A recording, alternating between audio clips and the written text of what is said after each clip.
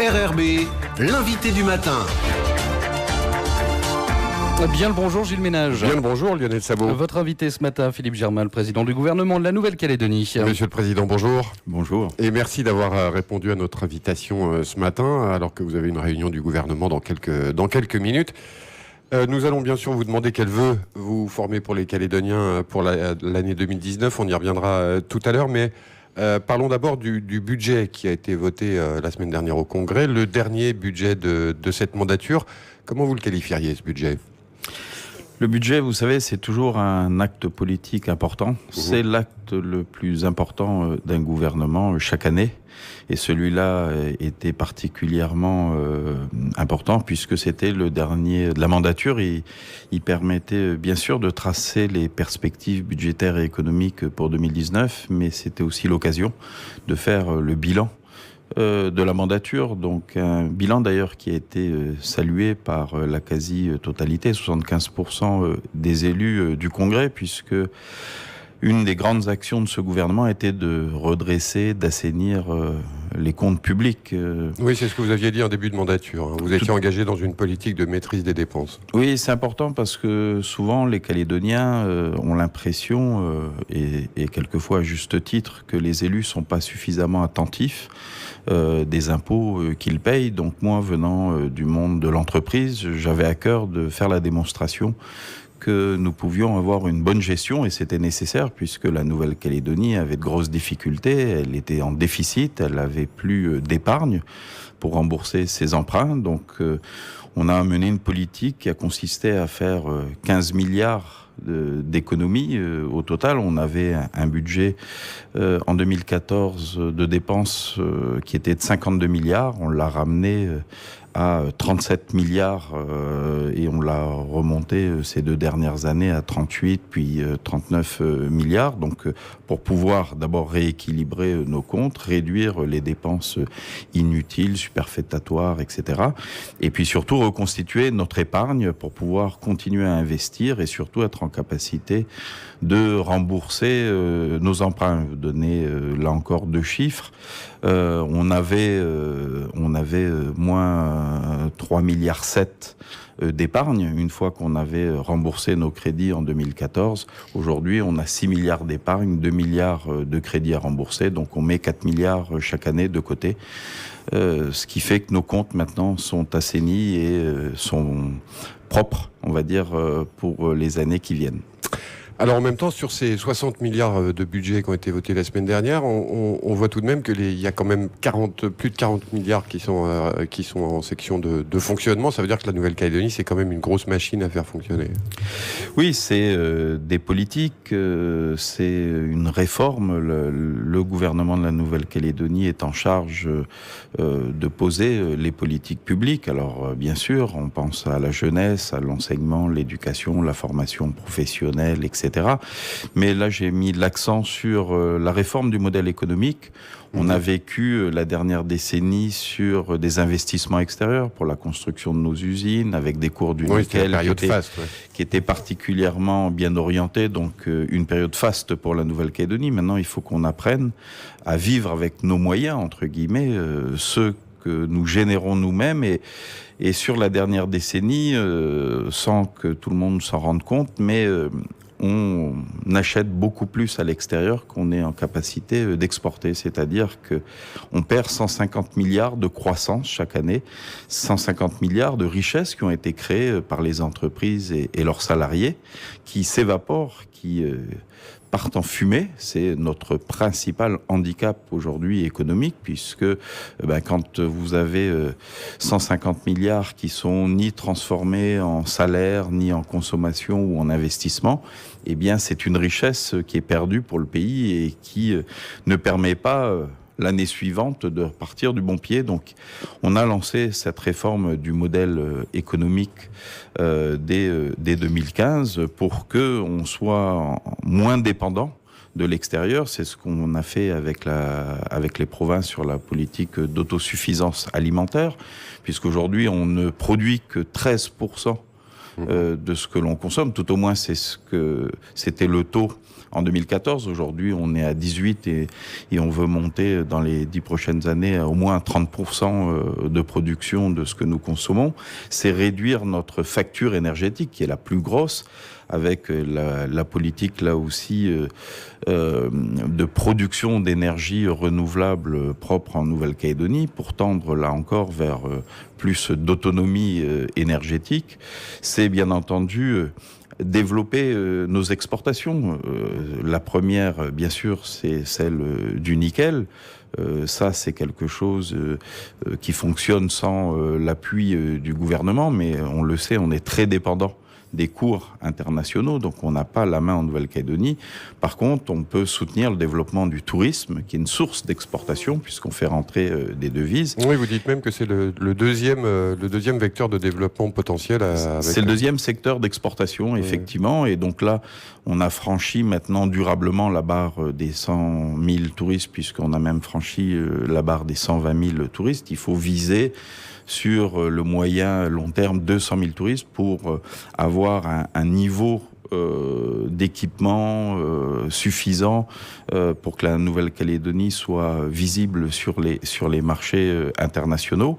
Il faut aussi soutenir l'ensemble des entreprises calédoniennes de production de biens ou de services à l'exportation. C'est ce qu'on a fait avec le plan OSE. Et puis on voit que les entreprises qui m'accompagnent lors de mes missions à l'extérieur, qui prennent des contacts, ont des succès. Les entreprises calédoniennes ont un véritable savoir-faire qui s'exporte dans la région. Donc là aussi, c'est un secteur d'avenir. Globalement, vous avez le sentiment que les chefs d'entreprise sont plutôt confiants ? Les chefs d'entreprise qui se sont tournés vers l'exportation reviennent toujours très satisfaits, effectivement. Ils sont toujours un peu timides, ils hésitent, mais quand ils sautent le pas et qu'ils font leur première mission, ils s'aperçoivent qu'en fin de compte, il y a des gros potentiels. C'est normal, il suffit qu'on trouve un petit marché en Australie, un marché plus conséquent au Vanuatu ou en Nouvelle-Zélande, et ça fait un gros marché pour les entreprises calédoniennes. Le dernier acte qu'on a à faire, ça sera les discussions des prochaines semaines au Congrès. C'est aussi le soutien, la politique de soutien à la production locale. Il faut qu'on produise ce qui est possible pour réduire notre déficit de la balance commerciale, pour qu'on donne la possibilité aux Calédoniens, aux entreprises calédoniennes d'écouler leur production de biens et de services sur le marché calédonien pour être là encore, moins dépendant des importations et avoir moins de déficit de la balance commerciale.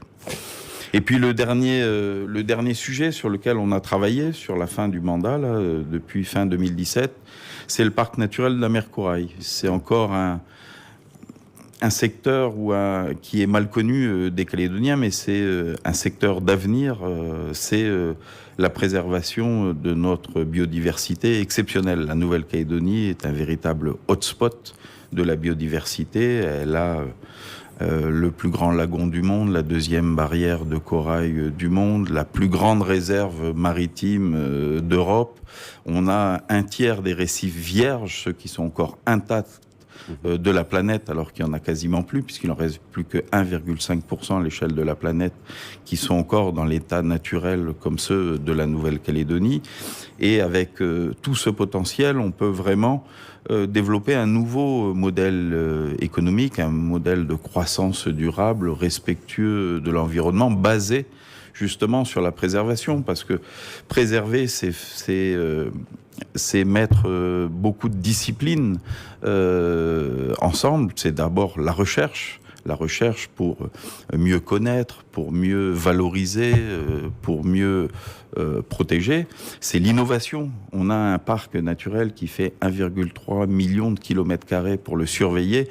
Il faut qu'on développe des technologies numériques, qu'on maîtrise tout un tas de technologies qui existent, les satellites, les balises, les drones, etc. Mais il faut développer un modèle pour surveiller notre parc naturel, pour le sécuriser.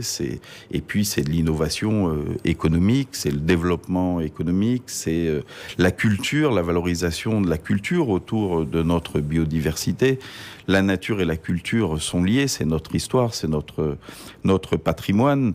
C'est bien sûr l'enseignement, l'éducation autour de ces disciplines avec la jeunesse, et c'est un modèle qui doit s'intégrer et qui peut être partagé avec nos voisins de la région. Donc c'est vraiment un nouveau modèle qui alors il faut du temps, il faut toujours 5 à 10 ans pour installer une idée, mais quand cette jeunesse calédonienne qui est déjà très attentive se tournera vers ce modèle de développement, on verra toute la richesse que peut en retirer la Nouvelle-Calédonie. Alors ce budget 2019, Monsieur le Président, il a été voté donc la semaine dernière au Congrès. On va rappeler pour nos auditeurs que deux groupes du Congrès ont voté contre ce budget. Il s'agit du Rassemblement Les Républicains et des Républicains Calédoniens MPC. On avait le sentiment en écoutant les débats qu'il y avait en fait deux visions opposées de la situation économique réelle de la Nouvelle-Calédonie. On avait le sentiment, en résumé, que vous disiez ça va et que d'autres disent non, ça va pas du tout, c'est très inquiétant. Donc comment on peut expliquer cette divergence, cette différence de point de vue ou d'appréciation sur la réalité de la situation économique ? Très simplement, il y a quelques élus, ils sont une petite douzaine, qui sont dans l'opposition. Donc, et l'opposition s'oppose en même temps, c'est son rôle. Voilà, donc elle critique tout ce que fait le gouvernement, tous les textes, elle vote aucun texte. Et elle crie avec les loups, comme on dit, c'est-à-dire qu'elle noircit le tableau, tout va mal. Et je trouve que c'est dommage, c'est normal que l'opposition soit pas toujours en accord, mais on a un pays à construire. On a beaucoup de choses à faire, on a des réformes à porter, on a du développement économique à construire, on a des échéances politiques majeures. Et je pense qu'il faut se consacrer à l'essentiel plutôt qu'à des petites guéguerres politiciennes qui n'apportent rien et qui font qu'au final, les Calédoniens, comme beaucoup ailleurs, se détournent de la politique parce que finissent par plus rien y comprendre, se désintéresser en considérant que c'est juste une guerre de pouvoir ou de poste. Et en même temps, il y a des préoccupations économiques, hein. Elles ont même été évoquées au Bien sûr, mais ça veut dire que les gens sont quand même inquiets d'une certaine manière. Bien sûr, il faut travailler. C'est pour ça que je vous ai parlé de la réforme du modèle. C'est pas par les incantations que la croissance va redémarrer. On va pas reconstruire de nouvelles usines. Il faut faire avec les cours du nickel qui sont les nôtres. Par contre, il faut développer le potentiel, ce que j'ai dit. Pourquoi on ne produit que 15 ou 18% de ce que l'on consomme ? On voit bien le potentiel de développement. Et on a parlé du tourisme, des énergies, etc.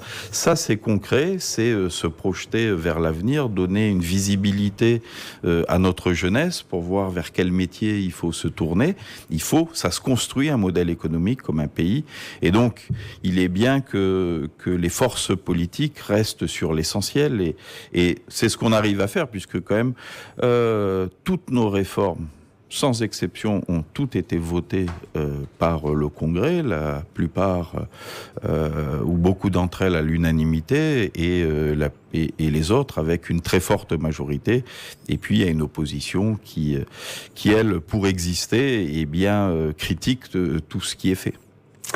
Un mot, Monsieur le Président, de la situation de la SLN. On sait qu'il y a des inquiétudes vraiment profondes et réelles, et qui vont sans doute faire l'actualité en 2019. Alors, vous avez dit la semaine dernière au Congrès, si la SLN me demande des autorisations d'exportation, dès lors qu'elles seront formulées, je les verrai favorablement.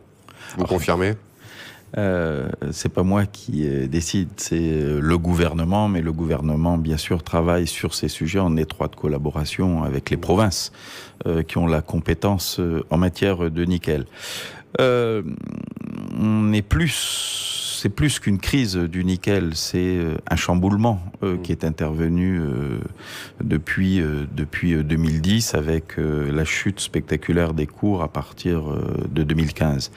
La Chine est rentrée dans ce secteur, elle produit à très bas coût une forme de nickel concurrent du nickel calédonien qu'on appelle le pig iron, un nickel de faible teneur et de pas très bonne qualité, mais qui s'est installé sur le marché et qui fait qu'aujourd'hui, tout le marché a été bouleversé et on n'est pas dans une période cyclique où les cours ont diminué et vont repartir. Certes, tout le monde espère que les cours remontent avec la construction des véhicules électriques et des batteries électriques, mais c'est une révolution plus profonde avec l'entrée de la Chine comme acteur. Donc la SLN doit se réformer, c'est ce qu'elle a entrepris depuis 2015, travailler sur sa compétitivité en interne, c'est l'aménagement, l'organisation du travail, la recherche d'économie qui fait souffrir l'économie, que ce soit les salariés ou les sous-traitants. On voit bien qu'elle a du mal à faire appliquer un certain nombre de décisions. Voilà. Donc ça, c'est l'action qu'elle a en interne, et c'est jamais simple de se réformer. Le deuxième, c'est réduire son coût de l'énergie, et là, la SLN a beaucoup trop tardé, puisque ça fait une décennie qu'elle aurait dû remplacer sa centrale, le C. Donc la Nouvelle-Calédonie, les élus, les parlementaires ont pris l'initiative de construire cette centrale parce qu'elle est indispensable à la SLN, mais elle est indispensable aussi à la distribution publique. Et donc ça, la SLN compte sur les économies d'énergie avec la future centrale au gaz dans les années qui viennent. Et puis le troisième point, qui est dans son nouveau modèle économique basé sur la métallurgie et la mine, c'est de pouvoir exporter ces petits minerais pour améliorer la rentabilité de ces mines et de la société de manière générale. Donc oui, on en a discuté au comité des signataires où tout le monde était présent, les présidents de province, et il faudra accompagner la SLN. On sait bien que sur ce point, il y a comme le cas échéant les autres usines métallurgiques pour pouvoir améliorer leur rentabilité et puis optimiser l'exploitation minière en exportant nos petits minerais. Monsieur le Président, un mot sur les vœux que vous formez pour les Calédoniens pour 2019 ? Écoutez, 2018 a été une année très riche à tout point de vue, que ce soit au niveau de la vie économique, sociale, politique. Et je souhaite qu'en 2019, qui sera encore une année importante, les Calédoniens, bien sûr, et la santé, c'est ce qu'on peut souhaiter aux Calédoniens de meilleur, c'est la santé, et puis après, que tous leurs projets puissent être couronnés de succès, que ce soit en termes personnels, d'amour, de joie, de bonheur, et puis au plan professionnel. Je crois qu'on a un beau pays. Les Calédoniens sont des gens entreprenants, attachants, quand on discute avec les gens de l'extérieur, donc il ne faut pas qu'ils l'oublient. Il faut toujours rester sur l'essentiel, et puis surtout conserver cette concorde qu'il y a entre Calédoniens et continuer à la développer pour qu'on puisse construire notre beau pays. Et qu'est-ce qu'il faut vous souhaiter à vous, Philippe Germain, pour 2019 ?